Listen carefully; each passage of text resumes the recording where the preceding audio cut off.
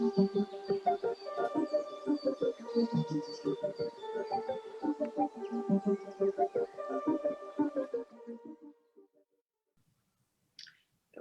to another episode of Coaching Outdoors, and today we are joined by Dave Stewart, and it would be great if he could introduce himself.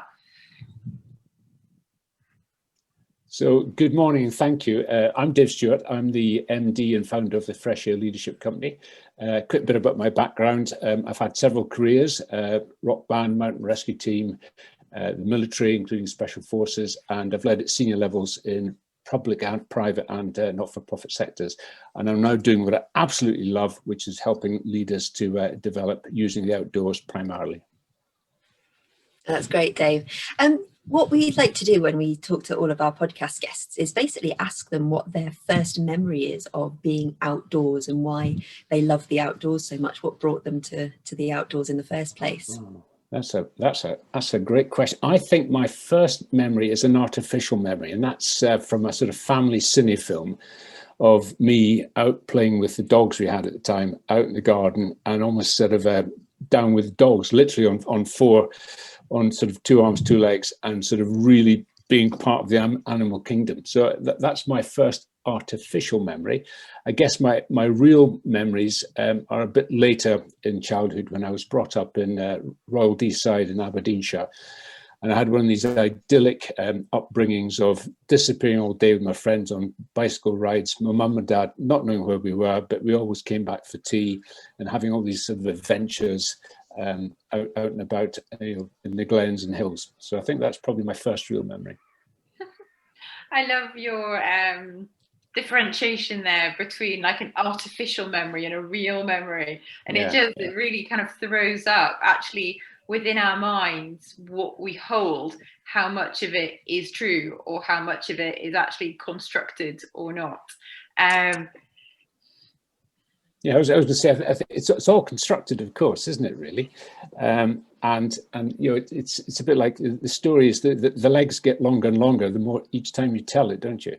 The stories evolve and they become, I guess, more powerful in the telling, because you certainly in my experience, your stories are kind of central to what we do in a sense, and we can touch on that later on. But I think if you can ground people's experiences of an event in a rich way, then the storytelling is a way of accessing that in a really powerful way. Yeah, it's absolutely essential. And that's what we found talking to the coaches who've been kind enough to come on and share their stories so far. It is very much their experience of the outdoors is that powerful motivator, and the feelings that they have for the outdoors is that driver, that ultimately that's where they want to work and they want to share it with others. And it's kind of bridging the gap for you. It would be great to kind of connect the dots of, okay, so from that childhood memory, how have you then moved into what you are doing now, and what specifically kind of caused you to work, within the outdoor space, and bring coaching into it? Wow, that's like a 4-hour answer I need to give you. Join the dots. So yes, I mean, my upbringing was, as I said, very experiential, very outdoors, and of course, I didn't call it the outdoors as a kid. It was just my way of life. And then, as I grew up, mountaineering, work in mountain rescue, work in the military, which is again a deeply experiential use of the outdoors, and coming out the far end of that military career, as you become less and less outdoors and become more and more desk bound, you become more corporate in a sense, and then leaving the military. And never really being quite satisfied with the employments or roles that I had immediately coming out of that. I thought, well, actually, it's a time of life when you want to do what you love. And it's also a time of life where you're fed up with having bosses and you want to be your own boss.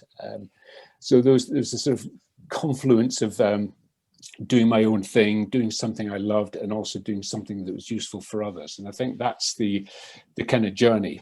But of course, that bit in the middle where you go from experiential outdoor stuff in the military to become more of a desk driver, that's so full of learning, because they're the kind of people who you were, that you were trying to help and bring the richness of the outdoors and your skills too. So the whole thing is useful. There's nothing useless in your experience. So I think that's a long answer to your question, Anna-Marie. And I guess in a way, Anna-Marie, you share a similar experience and background with your move from the military into working outdoors as well. And it's interesting for me to hear a lot of what you've mentioned in the past echoed in what Dave's just said as well, actually, from somebody who's obviously, I'm not military, I don't have a military background at all. So it's a fascinating transition, that, you know, working in that kind of environment and then working out how you can continue to do the things you love, as you said, Dave, but in a different world, and in that kind of maybe more sort of corporate world, but without having to sort of keep yourself strapped to a desk. Yeah, both Anna-Marie and I have no desire to do whatsoever, so which is why we love being outdoors as well. Sorry, Karen. So I was going to pick up on something I think Anna-Marie just said, which is around it's about bringing the outdoors to people as something you love. What I have noticed in the outdoor coaching fraternity is some people love the outdoors so much that they are almost self-indulgent in their use of the outdoors, and they're doing it to their coachees. And I think that's a risk that perhaps normal coaches in normal environments don't have, because if you're two chairs in a blank room, you are not bringing that same level of engagement into the conversations. And I think as coaches, we need to be really careful to be as clean as the conversation needs to be. And I say that because some clients absolutely adore the outdoors and want to be socked with a bit of awe and a bit of metaphor and a bit of biomimicry and a bit of all of that stuff. But other people are there because they want to have a rich conversation and develop some insights and maybe get on some sort of route towards a solution. And I think we have to be really, really aware of who we're with and what it is we're doing to the conversation. Does that make sense? Absolutely. It's a really interesting thing you bring up, actually, Dave, because the research that I did last year as part of my master's around the benefits of outdoor coaching, almost half and half the coachees that I spoke to spoke about that. And about some of them, they said they expected their coach to take them on the journey, to point things out to them, to bring nature into the conversation. And that's what they were looking for. And the other half said, actually, they just wanted to go for a walk and talk, as you mentioned. And half the time, nature and the environment around them didn't even come into the conversation. It was just being outdoors that was the catalyst for their different way of thinking. And it is a really interesting point. And I think anyone listening to this podcast, that's a really good thing to keep in mind when you are coaching in the outdoors, is how much you are putting yourself and your needs and your likes onto the coaching conversation, and how much the coachee is able to direct how they interact with nature and how they utilize nature around them. It's a really good point. Sorry, I'm loving these questions. I would add that obviously, let's take a client who consciously doesn't want a whole bunch of nature. I mean, when that person steps into the outdoors, they are, of course, interacting subconsciously and unconsciously with the environment, and things happen. So their biochemistry changes, the type of attention they deploy to a conversation changes. So even though it's not an overt impact, being in the outdoors, regardless of your agenda, will impact the way you think, the way you feel, the way you act in a way that just is enough to shift people's perspective and help them develop those new insights. Now, I often say, sometimes for some clients, you could just sit them on a tuft of grass for half an hour, say nothing, and they'd go away with a lot of value and a lot of solution. You wouldn't have had to work other than just show them which tuft of grass to sit on. So it's, there's stuff that happens that doesn't need too much of an overlay for some clients. Some clients do need a bit of an overlay, others don't. And one of the other aspects you mentioned there as well is the aspect of movement. And obviously, when you're outdoors versus indoors, there's a lot more opportunity to move, whether that's walking or just physically being able to have more space around you to even just circle around, to look up, to look down in a way that maybe you can't do quite as well in an indoor coaching environment. And obviously with your coaching company and the way that you do yours, you especially look at quite journeys, really, more than just movement, but the actual journeying of and building in quite amazing expeditions almost. What do you think that your clients get from that kind of approach? So it's a little bit different to maybe just going for a walk and a talk. It's movement, but it's on a sort of maybe a bigger scale than that. How does that work for your clients? So if we take some of our multi-day treks, and I just want to make the point here that we're not Bear Grylls, we're not doing anything extreme. We are creating a safe and doable trek for most clients. You know, some of them really get excited. It's an adventure. It's the last time they did this was in the Boy Scouts or the Girl Guides when they were unamalgamated. So there's a level of excitement and energy about it, but it's totally doable. And we do a lot of checking before we do that. That's an important point. But they get a metaphorical and a physical journey. So we'll build a structure which helps them unpack the issues that they're trying to unpack and ultimately converge on a solution or some sort of action plan. So there's it's well thought out, and it's discussed and co-created with the clients. And usually we're doing this with a group of clients, either a formed team or a talent cohort from a company. So we do a lot of co-planning with the sponsors, and of course a lot of checking in with the clients. But there's also something about, you mentioned space, and I would also add time, because in traditional coaching it's 90 minutes or 60 minutes, and there's a bit of clock watching because you've got the next client coming in and actually you're only paid for 90 minutes. The great thing about the outdoors is you've got all day or you've got all week, so there's nothing is rushed. And sometimes you do need to rush it as a client, but you have the choice of rushing or not rushing in a way that you don't have in other environments. There's also something wonderful, I call it wandering with intention. Yes, you have paid money, we've done a lot of logistics, we've organized some sort of trek or some sort of experience, and there's an intention behind it. But we're not running you down a narrow set of rails to get to that intention. We can, it's a bit like a Billy Connolly story. We can wander way off left, we can wander way off right, we can wander back, but ultimately, a bit like a rugby scrum, and I'm using all sorts of metaphors here, we're heading towards the try line. So wandering with intention is you can do that in the sort of environment we use. Thank you for going into detail about the journeys, and I know that you've had several kind of mapped out in Scotland, and one I think was along like the West Highland Way, for example.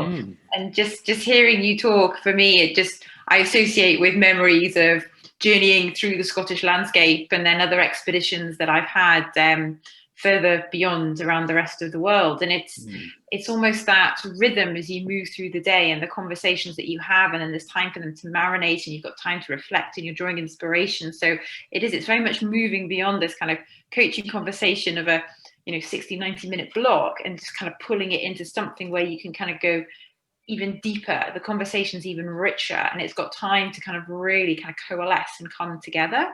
And it would be great to know just like a little bit more about how this links to kind of the fresh air leadership way, and how that kind of all comes together. Oh, yeah, great question. So we have a thing called the 3 Ps, which sort of define what and why and how we do stuff. And the first P is place. So place for us is absolutely essential, because a client will come with some sort of a requirement, and we will think about what place or places can we use which will talk to that requirement. Because places, and you're in Scotland in particular, and I'm biased, are full of stories. And if a place can tell a story to the client, then before they even visit the place, knowing the story, it will get their conscious and subconscious starting to work around the issues.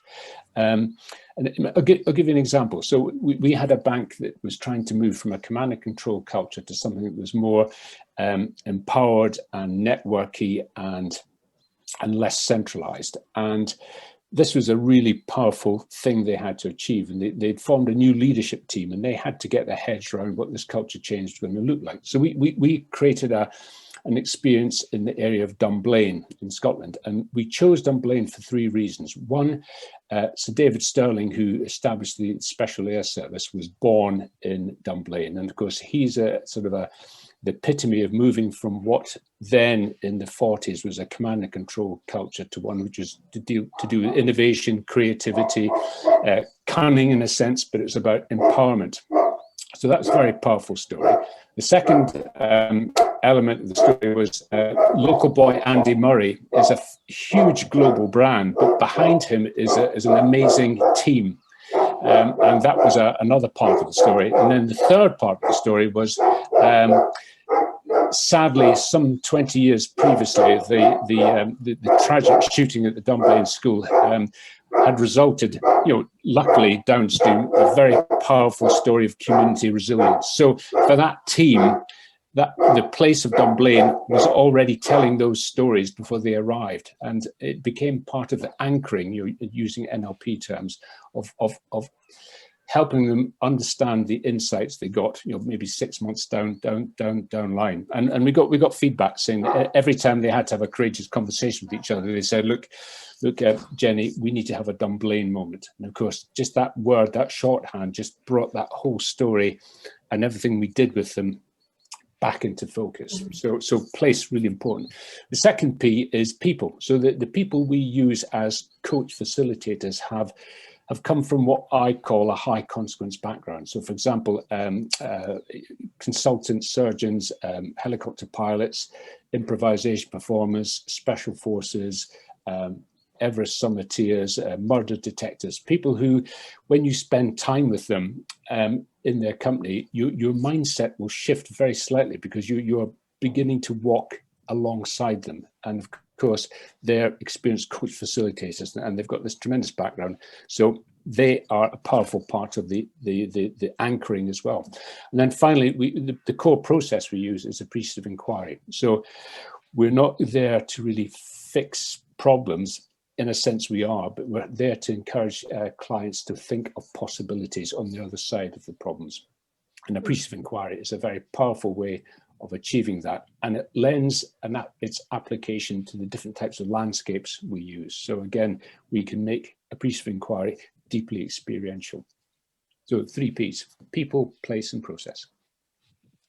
The stories that you've told there are just brilliant, and sharing that kind of those kind of experiences and those moments for people who are listening to our podcast and watching our podcast is great, because they can associate with those and think, oh, I've had moments like that in my coaching as well, and it makes you realize just how powerful that, as you said, that anchoring part is, and that storytelling, and just remembering those moments and being able to go back to them and re-experience them when you're back at home or back in your office or wherever you might be.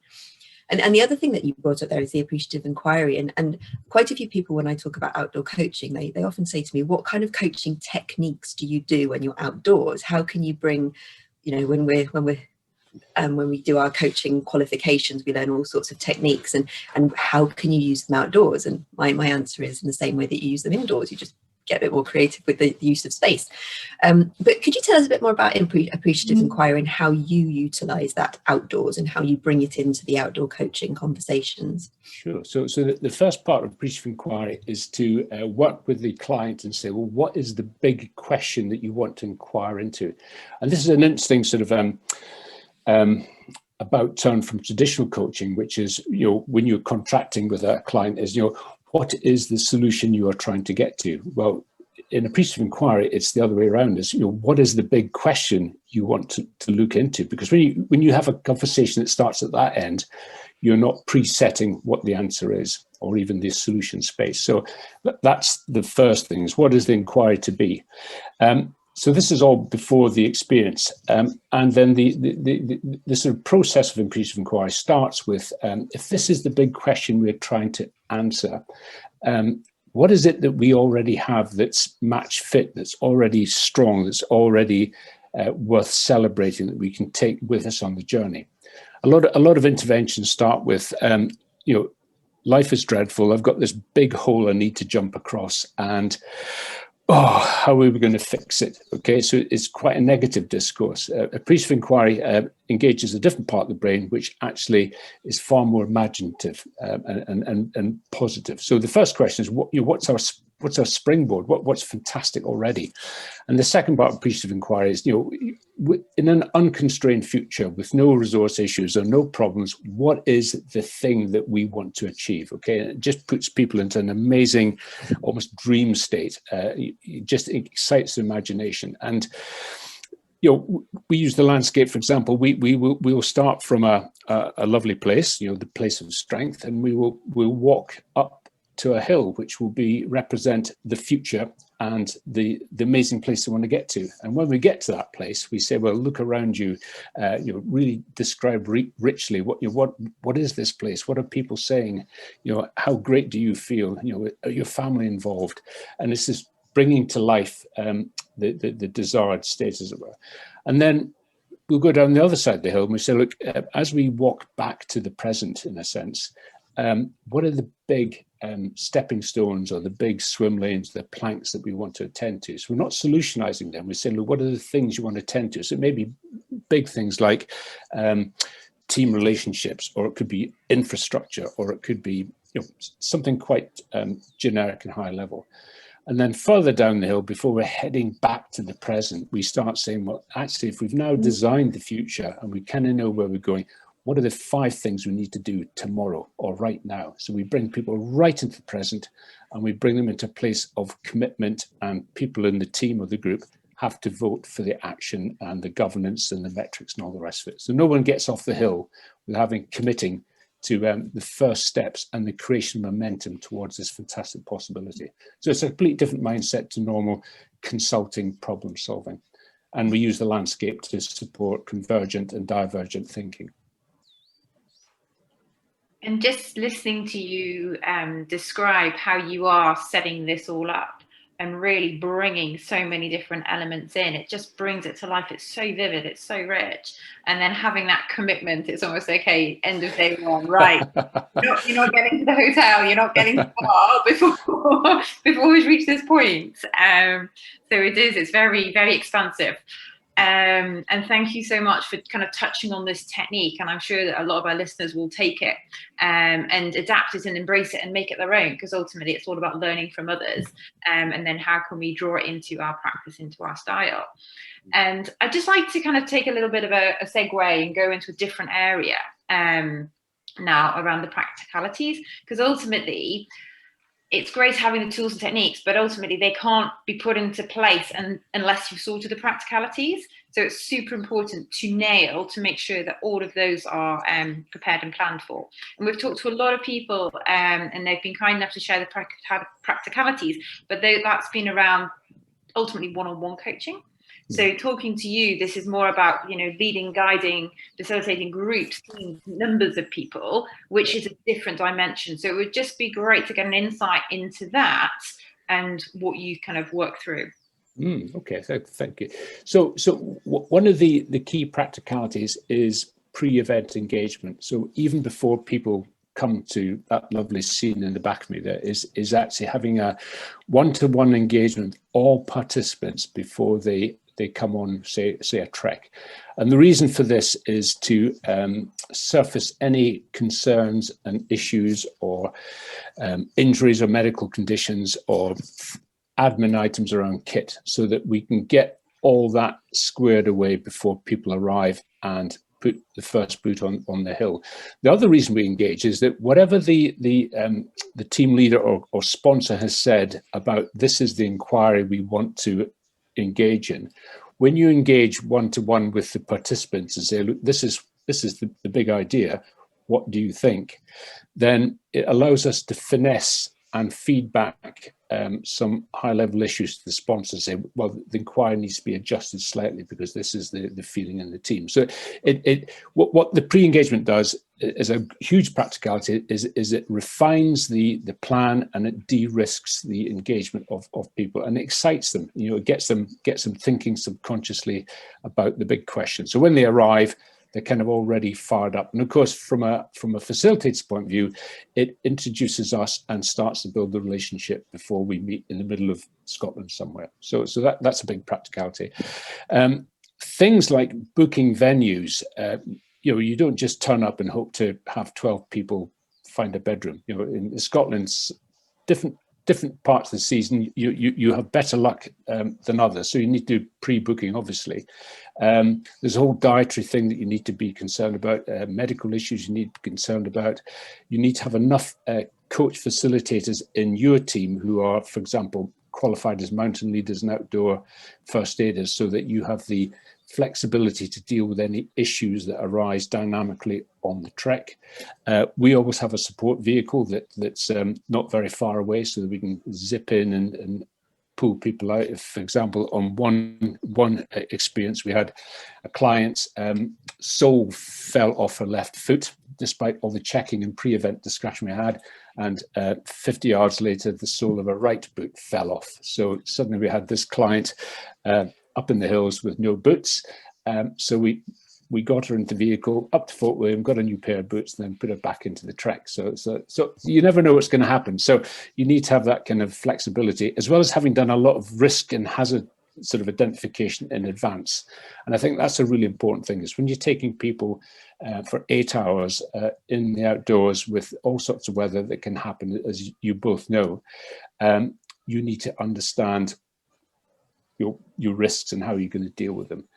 And of course, that then leads into have you got the appropriate insurances to take people into those areas in those type of conditions. So all those kind of things make it different from having a traditional coaching session.